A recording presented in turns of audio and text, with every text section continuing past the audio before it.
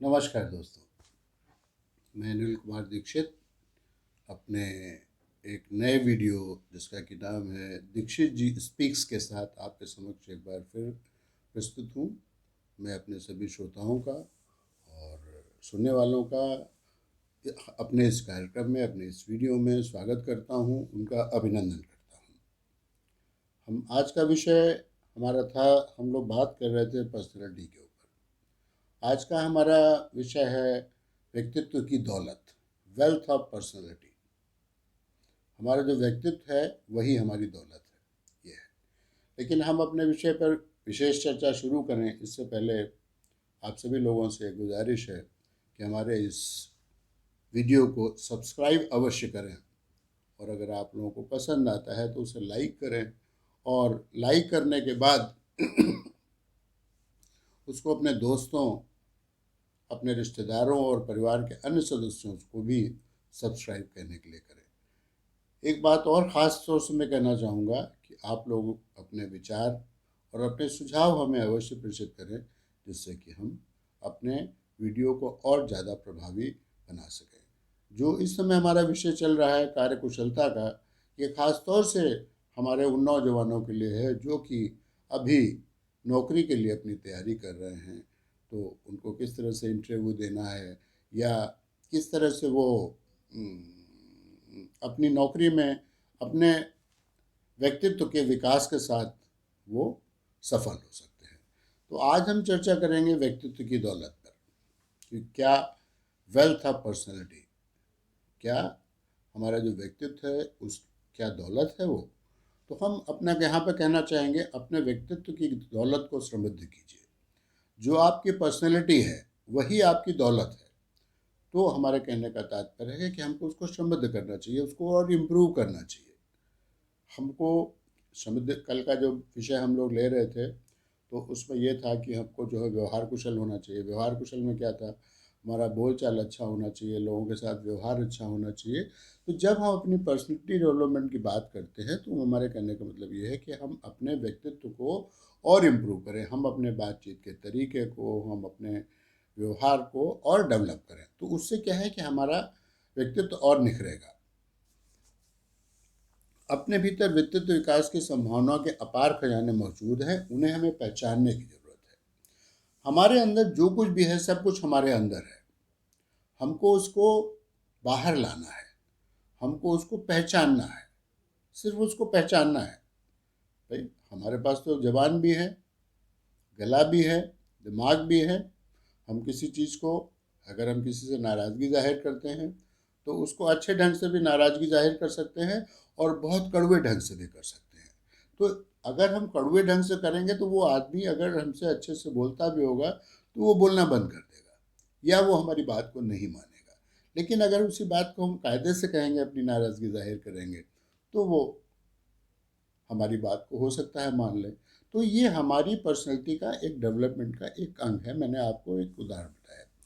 हमारी अपनी किस्मत और सुख की कुंजी हमारे भीतर अपने आप ही है।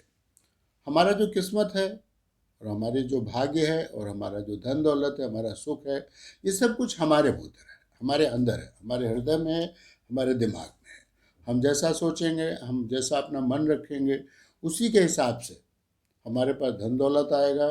धन दौलत का जिस हिसाब से हम उपयोग करेंगे उसी हिसाब से हम सुखी होंगे। तो ये कुंजी हमारे अंदर है, हमको इसको ढूंढना है कि हम इसको कहाँ से डेवलप करें, हम कैसे अपने दिमाग से धन संचय करें, और धन संचय ऐसे करें, उसको व्यय ऐसे करें जिससे कि हमारा हमारा को लोग पसंद करें।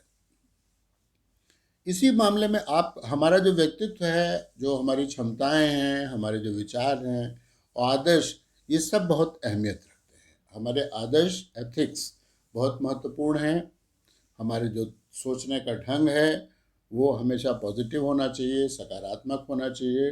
और हमारे अंदर जो क्षमता है काम करने की, हमारे अंदर क्षमता होनी चाहिए। नहीं कि हम आधे घंटे में बहुत से बोल गए, तो फिर उससे काम नहीं चलेगा, आपको मेहनत करनी पड़ेगी। एक उदाहरण मैं यहाँ आपके सामने प्रस्तुत कर रहा हूँ। एक मूर्तिकार मूर्ति बना रहा था,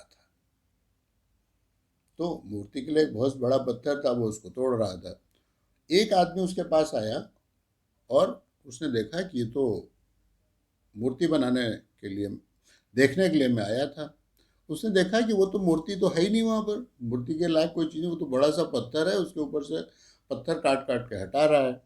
तो उसने उससे पूछा कि तुम मूर्ति कहाँ बना रहे हो, तुम तो इस पत्थर को तोड़ रहे हो।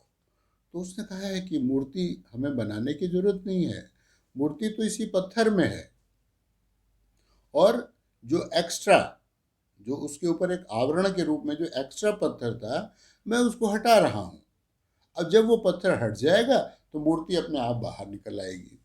इसी तरह से हमारे अंदर भी सारी क्षमताएं हैं।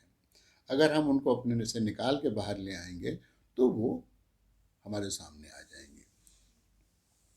उस मूर्ति ने कहा कि वही मूर्ति तो इस पत्थर के अंदर छुपी है, उसे बनाने की जरूरत ही नहीं है, सिर्फ ऊपर के जो व्यर्थ का पत्थर था वो मैंने हटा दिया, उसे अलग कर दिया है, तब मूर्ति अपने आप प्रकट हो जाएगी। मूर्ति बनाई नहीं जाती, मूर्ति पत्थर में होती है, वो उसका आविष्कृत होती है, उसकी डिस्कवरी होती है, उसको खोज के निकालना होता है, उसको कोई बनाता नहीं है, वो अपने आप उसके अंदर है, वो खाली उसके ऊपर का कपड़ा हट जाता है। इसी तरह से हमारे व्यक्तित्व के ऊपर भी एक अच्छा और एक बुरा आवरण होता है।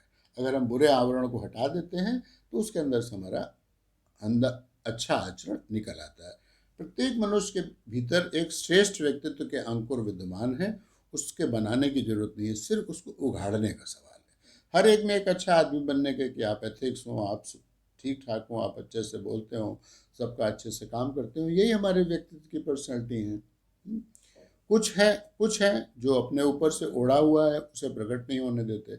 अतएव अपने अंदर निहित व्यक्तित्व विकास की अमूल संपदा को नजरअंदाज मत कीजिए। तो वो कुछ ऐसा होता है कि उनके अंदर एक अच्छा आदमी है, लेकिन उसके बावजूद उसको वो डेवलप करके बाहर नहीं आने देते हैं कि अगर हम इससे धीरे से प्यार से बात करेंगे तो ये समझेगा हमको कमज़ोर है, इसलिए वो उसको लाता नहीं है। हमको लाने की ज़रूरत है उसको बाहर। जब वो उसको बाहर ले आएंगे तो हम देखेंगे कि हम ज़्यादा जो है लोगों के प्रिय हो जाएंगे। अतः हमको अपने अंदर के व्यक्तित्व विकास की जो अमूल्य संपदा है, हमारे अंदर जो डेवलपमेंट है, उसको नज़रअंदाज नहीं करना है। जीने का मजा इसी में है कि आपके पास जो वास्तव में है उसकी सही कदर कीजिए। भौतिक चीज़ों की नब्ज टटोलने में सुख का अंगीकार नहीं होगा। सुख तो हमारे उन प्रयासों का प्रतिफल है जो हम अपने पास की अमानत का सदुपयोग करने के लिए करते हैं। जीवन का वास्तविक आनंद इसी में है कि हम अपने विकास करें, व्यक्तित्व का विकास, दूसरों की मदद करें, दूसरों के काम आएँ, दूसरों से प्यार से बोलें, यही सब हमारे जीवन का लक्ष्य है। तो रहीमदास जी ने अपने एक दोहे से इस बात को बहुत ही चरितार्थ किया है कि जो जल बाढ़े नाव में, घर में बाढ़े दाम, दो हाथ उलीचिए यही से अनोखा। उनके कहने का मतलब है कि आप अपनी खुशियों को सिर्फ अपने लिए समेट के मत रखिए, वो संसार में बांटिए। आपके पास जो कुछ भी है वो संसार को बांटिए। आपके पास विद्या है तो आप विद्या लोगों को दीजिए। अगर आप मूर्ति बनाना चाहते हैं तो दूसरे लोगों को बताइए कि मूर्ति कैसे बनती है। तो जितना ही आप बांटेंगे उतना ही ईश्वर आपको और देगा। तो हमारा आज का जो था व्यक्तित्व की दौलत, उसके विषय में हमने बात की। और कैसा लगा आपको वीडियो? अच्छा लगा हो तो आप हमें अवश्य अवगत कराएं, ना अच्छा लगा हो तो भी अवगत कराएं।